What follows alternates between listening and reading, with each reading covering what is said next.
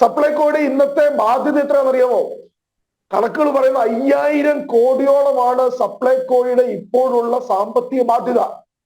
അതിൽ സബ്സിഡി സാധനങ്ങൾ വിറ്റ വകയിൽ 1462 കോടി, നെൽകർഷകർക്ക് വേണ്ടി നെല്ല് സംഭരിച്ച വകയിൽ 1198 കോടി, റേഷൻ ഔട്ട്ലെറ്റുകളിലേക്ക് സപ്ലൈകോ ഗോഡൌണുകളിൽ നിന്ന് സാധനം നീക്കിയ വകയിൽ കൊടുക്കാനുള്ളത് 247 കോടി, ഈ നാട്ടിൽ അതിഥി തൊഴിലാളികൾക്കും മത്സ്യത്തൊഴിലാളികൾക്കും കിറ്റ് നൽകിയ വകയിൽ 30 കോടി, സ്കൂൾ ഉച്ചഭക്ഷണത്തിന് സബ്സിഡി നൽകിയ വകയിൽ 146 കോടി, കരാറുകാർക്ക് കൊടുക്കാനുള്ളത് ഒരു 600 കോടി, റേഷൻ കടയിൽ ഉടമകൾക്ക് കൊടുക്കാനുള്ളത് 45 കോടി. ഏകദേശം 5000 കോടിയോളം കുടിശ്ശികയിലാണ്, അല്ലെങ്കിൽ 5000 കോടി രൂപയുടെ സാമ്പത്തിക ബാധ്യതയിലാണ് ഇന്ന് സപ്ലൈകോ നിലനിൽക്കുന്നത്.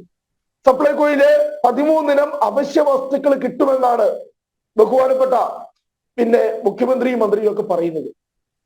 ഇടതുപക്ഷ സർക്കാർ സത്യപ്രതിജ്ഞ ചെയ്തപ്പോൾ, ഒന്നാം പിണറായി വിജയൻ സർക്കാർ സത്യപ്രതിജ്ഞ ചെയ്തപ്പോൾ മുഖ്യമന്ത്രി അന്ന് ഫേസ്ബുക്കിൽ കുറിച്ച ഒരു വാചകം ഇപ്പോഴും അവിടെയുണ്ട്. ഇടതുമുന്നണി കേരളം ഭരിക്കുമ്പോൾ ഈ 13 ഇനം സബ്സിഡികൾ ഉള്ള ഉൽപ്പന്നങ്ങൾ അവർക്ക് 1 രൂപ പോലും ഞങ്ങൾ കൂട്ടില്ല എന്നെ ഇന്ന് ബഹുമാനപ്പെട്ട ജനൻ ടിവിയിലേക്ക് ചർച്ചയ്ക്ക് വിളിച്ചതിന് ശേഷം ഞാൻ ഞങ്ങളുടെ കാഞ്ഞിരപ്പള്ളിയിലുള്ള സപ്ലൈകോ ഔട്ട്ലെറ്റിൽ ഞാനൊന്ന് പോയി. എന്താണ് അവിടുത്തെ അവസ്ഥ എന്നറിയാനായിട്ട്. അവിടെ ചെന്നപ്പോൾ ലിസ്റ്റിൽ 13 ഇനം അവശ്യ വസ്തുക്കളില്ല, 10 ഇനം അവശ്യ വസ്തുക്കളേ ഉള്ളൂ. ആ 10ൽ തന്നെ അവിടെ ലഭ്യമായിരിക്കുന്നത് 2 എണ്ണം മാത്രമേ ഉള്ളൂ. ഒന്ന് മല്ലിയും 2 വെളിച്ചെണ്ണയും. ഞാൻ നേരിട്ട് കണ്ട് ബോധ്യപ്പെട്ടവ. ബാക്കി അരി ഉൾപ്പെടെയുള്ള സാധനങ്ങൾ അവിടെ ഉണ്ട്. പക്ഷേ അവയ്ക്ക് നമ്മൾ ഇരട്ടി വില കൊടുക്കണം. കാരണം എന്താണെന്നറിയുമോ? ഈ നവംബറിലാണ് സപ്ലൈകോ ഔട്ട്ലെറ്റുകൾ വഴി കൊടുക്കുന്ന അവശ്യ വസ്തുക്കളുടെ സബ്സിഡി 50% നിന്നും 20% സർക്കാർ വെട്ടിക്കുറച്ചത്. അപ്പോൾ എന്താ, ഇന്ന് ഈ 1600 സപ്ലൈകോ ഔട്ട്ലെറ്റുകളും അടച്ചുപൂട്ടലിന്റെ ഭീഷണിയിലാണ്, അടച്ചുപൂട്ടുന്ന സാഹചര്യമാണ് ഇപ്പോൾ അവിടെ നിൽക്കുന്നത്. നമുക്ക് തന്നെ അറിയാം, ഈ സപ്ലൈകോയിൽ നിന്ന് ജോലി ചെയ്യുന്ന 90% ജീവനക്കാരും എന്ന് പറയുന്നത് കരാർ തൊഴിലാളികളാണ്. അവരെ എപ്പോൾ വേണമെങ്കിലും, കരാർ ജീവനക്കാരാണ്, ദിവസക്കൂലിക്ക് ജോലി ചെയ്യുന്നവരാണ്.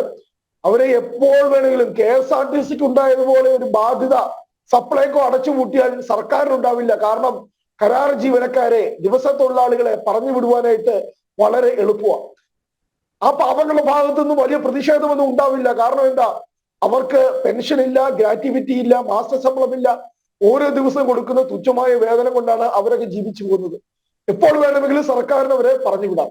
അപ്പോൾ സർക്കാരിന് ഈ വിഷയത്തിൽ യാതൊരു വിധത്തിലുള്ള ആത്മാർത്ഥതയും ഇല്ല എന്നതാണ് സപ്ലൈകോയ്ക്ക് തുച്ഛമായിട്ടുള്ള വെറും 10 കോടി രൂപ മാത്രം മാറ്റി ഈ ബജറ്റിൽ വെച്ചിരിക്കുന്നത്. സ്വാഭാവികമായിട്ടും ഇന്ന് ഭക്ഷ്യമന്ത്രി പ്രതികരിച്ചത്, കാരണം ഭക്ഷ്യമന്ത്രിയുടെ ഈ പ്രതികരണം ആദ്യത്തേതല്ല. നമ്മൾ മനസ്സിലാക്കണം, കഴിഞ്ഞ ഓണക്കാലം തൊട്ട് നിരവധി തവണ മന്ത്രിസഭാ യോഗങ്ങളിൽ ഈ ഭക്ഷ്യമന്ത്രി ജി അനില് അതിശക്തമായ പ്രതിഷേധം ഉയർത്തുന്നുണ്ട്. ചില വാർത്തകളൊക്കെ പുറത്തു വരുന്നുണ്ട്. കഴിഞ്ഞ ഓണക്കാലത്ത് നമുക്കറിയാം 80 കോടിയോളം രൂപയാണ് സപ്ലൈകോ സർക്കാരോട് ചോദിച്ചെങ്കിൽ സർക്കാർ കൊടുത്തത് എത്രയെന്നറിയോ? വെറും 7 കോടി രൂപ. 10% പോലും കഴിഞ്ഞ ഓണക്കാലത്ത് കൊടുത്തില്ല. അതിന്റെ ഭവിഷ്യത്ത് ആരാ അനുഭവിച്ചത്? ഈ നാട്ടിലെ സാധാരണക്കാര്. മുൻപ് 82 ലക്ഷം ആളുകൾക്ക് കാർഡ് ഹോൾഡേഴ്സിന് ഓണക്കിറ്റ് നൽകിയതെങ്കിൽ ഈ കഴിഞ്ഞ ഓണക്കാലത്ത് ഓണക്കിറ്റ് നൽകുമെന്ന് പറഞ്ഞത് വെറും 6 ലക്ഷം കാർഡ് ഹോൾഡേഴ്സിനാ. അതിൽ പോലും 25% ആളുകൾക്ക് ഓണത്തിന്റെ തലേ ദിവസം പോലും കിറ്റ് കൊടുക്കുവാനായിട്ട് ഈ സർക്കാർ തയ്യാറായില്ല. എന്തിനാണ് സപ്ലൈകോ പോലുള്ള സംവിധാനങ്ങൾ നമ്മുടെ ഈ നാട്ടിൽ പ്രവർത്തിക്കുന്നത് എന്താണെന്നറിയുമോ? നമുക്കെല്ലാം വ്യക്തമായിട്ടറിയാം. പൊതുവിപണിയിലെ വിലക്കയറ്റം പിടിച്ചു നിർത്തുക. കാരണം നമുക്കറിയാം, പൊതുവിപണിയിൽ ഒരുപാട് സ്വകാര്യ സംരംഭകരൊക്കെ വന്ന് നമുക്കറിയാം ഒരുപാട് തരത്തിലുള്ള പൂഴ്ത്തിവെപ്പ് പോലെ, കരിഞ്ചന്ത പോലെ വിലക്കയറ്റം കൃത്രിമമായി സൃഷ്ടിക്കുന്ന പോലുള്ള സംവിധാനങ്ങളുണ്ട്.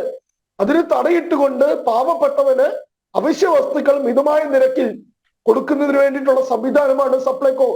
ഈ കേരള സംസ്ഥാനത്ത് മറ്റേത് ഡിപ്പാർട്ട്മെന്റുകൾ അടച്ചുപൂട്ടിയാലും, മറ്റേത് വകുപ്പുകൾ അടച്ചുപൂട്ടിയാലും ഒരിക്കലും അടച്ചുപൂട്ടാൻ കഴിയാത്തത്, താഴെ വീഴാൻ പാടില്ലാത്തത്. കാരണം ഇപ്പം നമ്മളൊരു കാര്യം മനസ്സിലാക്കണം, സപ്ലൈകോ അടച്ചുപൂട്ടുമ്പോൾ സർക്കാരിന് മറ്റൊരു ലാഭം കൂടിയുണ്ട്. ഈ പാവപ്പെട്ട ജനത്തിന് ക്ഷേമ പെൻഷൻ കൊടുത്താലല്ലേ അവൻ ഈ സപ്ലൈകോയിൽ പോകുള്ളൂ. സർക്കാരിന് ഇതിൻ്റെ അകത്തുള്ള ആ ഒരു ബുദ്ധിയും കൂടെ, വക്രബുദ്ധിയോടെ നമ്മൾ മനസ്സിലാക്കണം. ജനത്തിന് കാശ് കൊടുക്കുന്നില്ല, പാവപ്പെട്ടവന്റെ പോക്കറ്റിൽ കാശ് കൊടുക്കുന്നില്ല. എന്നാലല്ലേ ഈ കാശുണ്ടല്ലേ ഈ പാവങ്ങൾ പോയി ഈ സപ്ലൈകോയിൽ പോയി സാധനം മേടിക്കുള്ളൂ. അവന് അല്ലെ നമ്മൾ ചിന്തിക്കേണ്ട കാര്യമാണ്. ഈയിടെ നമ്മുടെ ജോസഫ് എന്ന് പറയുന്ന ഭിന്നശേഷിക്കാരൻ ആത്മഹത്യ ചെയ്തതിന്റെ കാരണം എന്താണെന്നറിയാമോ? കഴിഞ്ഞ 6 മാസം നാട്ടിലെ മുഴുവൻ പലചരക്ക് കടകളിലും ആ സഹോദരൻ, ആ സുഹൃത്ത് പറ്റാണ്. വലിയ ഭീകരമായ രീതിയിൽ അദ്ദേഹത്തിന്റെ പറ്റ് ആ കടകളിൽ പെരുകി വന്നപ്പോൾ എന്ത് ചെയ്തു? കാരണം ഒരു മാർഗവുമില്ല, പെൻഷൻ കിട്ടുന്നില്ല, പെൻഷൻ കിട്ടിയാലും പ്രയോജനമില്ല, സപ്ലൈകോയിൽ സാധനം മേടിക്കാനില്ല. ആ സമയത്ത് ഈ ഓപ്പൺ മാർക്കറ്റിൽ പോയി സാധനം മേടിച്ചു. അവസാനം ഈ പറയുന്ന തിരിച്ചു കൊടുക്കാൻ കഴിയാത്ത സാഹചര്യം വന്നപ്പോൾ എന്ത് ചെയ്തു? ആ സഹോദരൻ ജോസഫ് എന്ന് പറയുന്ന ചക്കട്ടപ്പാറയിലെ ആ ഭിന്നശേഷിക്കാരൻ ആത്മഹത്യ ചെയ്തു.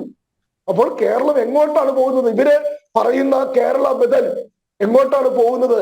ഈ 60 ലക്ഷത്തോളം വരുന്ന ഈ പാവങ്ങളെ, അർത്ഥപട്ടണിക്കാരെ, മുഴുപട്ടണിക്കാരെ ഒക്കെ ആത്മഹത്യയുടെ വക്കിലേക്ക് തള്ളിവിട്ടുകൊണ്ടു പോകുന്ന ഒരു കമ്മ്യൂണിസ്റ്റ് ഭരണകൂടം കേരളത്തില് അവര് പോകുന്നു എന്നൊരു യാഥാർത്ഥ്യം കൂടെ നമ്മൾ മനസ്സിലാക്കുന്നു.